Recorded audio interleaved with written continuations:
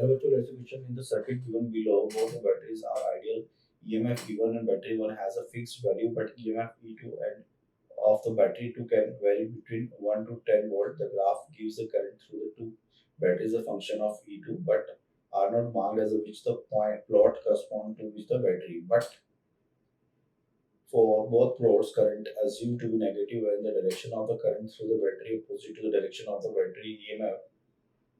तो अगर अपन देखें बच्चों, ये क्वेश्चन दे रखा है आपको, प्लॉट्स दे रखे हैं, तो यहाँ देखो ढंग से आप अगर यहाँ देखोगे तो यहाँ पर कितना है आपका ये 4। अच्छा, ये आपको क्लियर है कि ये ग्राफ जो है वो करंट I2 का ग्राफ है, करंट I2 का मतलब E2 की करंट का ग्राफ है, और ये वाला जो ग्राफ है वो E1 की करंट का ग्राफ है। ऐसा क्यों कह रहा हूँ मैं?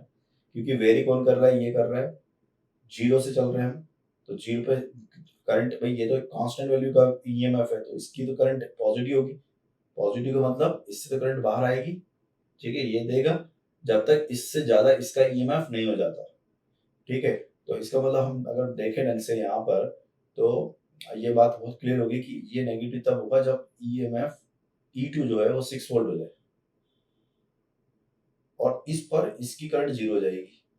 और यहाँ ये वाली करंट कब किसकी जीरो हो रही है, I2 जीरो हो रही है कब, जब E2 आपका 4 वोल्ट हो रहा है, और I1 जीरो हो रही है कब, जब E2 आपका 6 वोल्ट हो रहा है, ठीक है ना।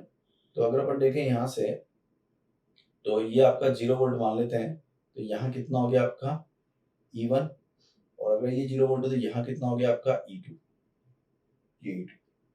अब ये देखो बच्चों, रेजिस्टेंस R1 के अक्रॉस वोल्टेज डिफरेंस कितना आया, E1 माइनस E2, ठीक है। अगर आप देखो तो ये E1 E2 किसके अक्रॉस है, R1 के अक्रॉस है, तो करंट ऑफ I1 कितनी हो गई, E1 minus E2 upon R1। लेकिन बोल रहा हूँ जब मैं E2 को 6 रख दूंगा तो I1 का वैल्यू कितना हो जाएगा, 0। इसका मतलब E1 का वैल्यू कितना है आपका 6 volt. So right answer of the question is what, B. All the best.